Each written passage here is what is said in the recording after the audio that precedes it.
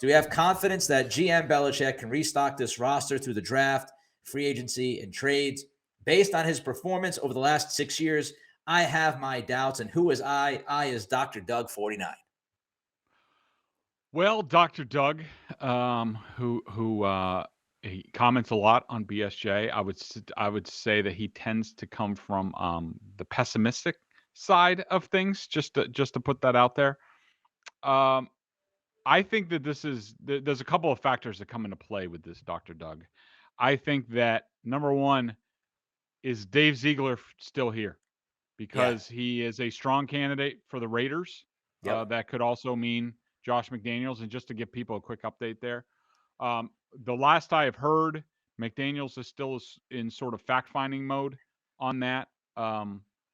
Obviously, the Raiders hire, and they're still going through a bunch of interviews. I think they're having Todd Bowles in tomorrow. I think the Raiders.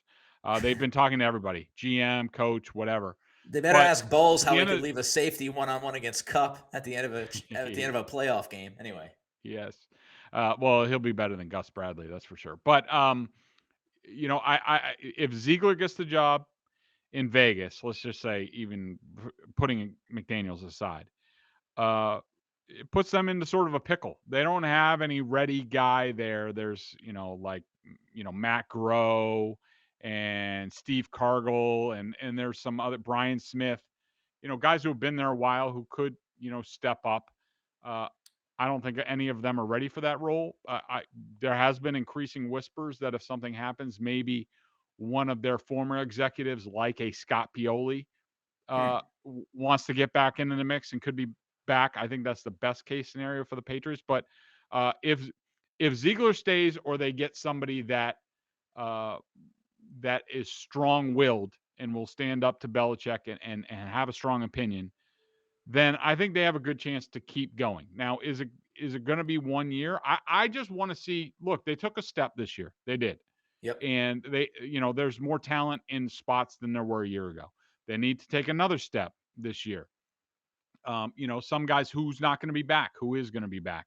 All of stuff that we will get into on the pod as we progress during the off season. We don't rush things. We don't try to, just throw things out there and just be like, oh yeah, Nelson Aguilar, this or that. No, we're in the process of reviewing the team and grading the team, and then we'll go from there. But ahead of free agency, and we'll take it slow, and we'll make sure that you get realistic and accurate information here on the pod.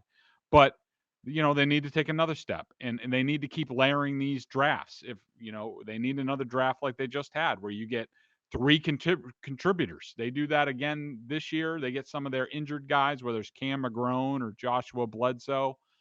If those guys can play and contribute, all the better. Uh, you know, the, I, bottom line is, with what we saw last year in terms of how they attacked free agency, and they might have to go more the trade route this year if they want to do some things. And the draft, I am encouraged that they are going in the right direction. So, and certainly Bill Belichick, over what he's done over 20 plus years, has earned a wide berth into terms of what he's doing. They went down after Brady left. We all knew that was probably going to happen. They took a step up this year. I'm encouraged, and I think they'll do it again this year. Take another step. Will it be enough? I don't know, but that's okay. It's a process, and I'm encouraged. And so, yes, I think Belichick is the guy to do that. Or I'm certainly giving him more time to show us one way or the other. Yeah, I mean, I think when people look at it, and I understand there's there's going to be impatience when you've had such success that the Patriots have had, but everybody's got to take a deep breath. And I know we saw the end of the season again. It was brutal. No excuse whatsoever.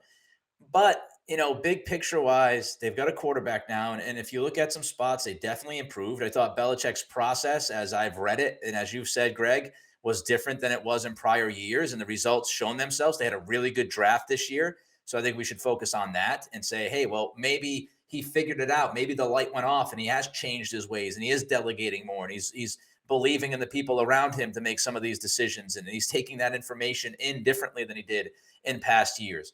But big picture, I mean, people look at what happens to teams when they lose their quarterbacks. It's not an easy thing to come back from. I mean, even Indy Mhm. lost Rivers, and they had a drop off with Wentz. Look at what happened, to New Orleans this year without Drew Brees. Even though Brees wasn't great anymore, it still hurt them. Let's see what happens in Pittsburgh without Ben Roethlisberger.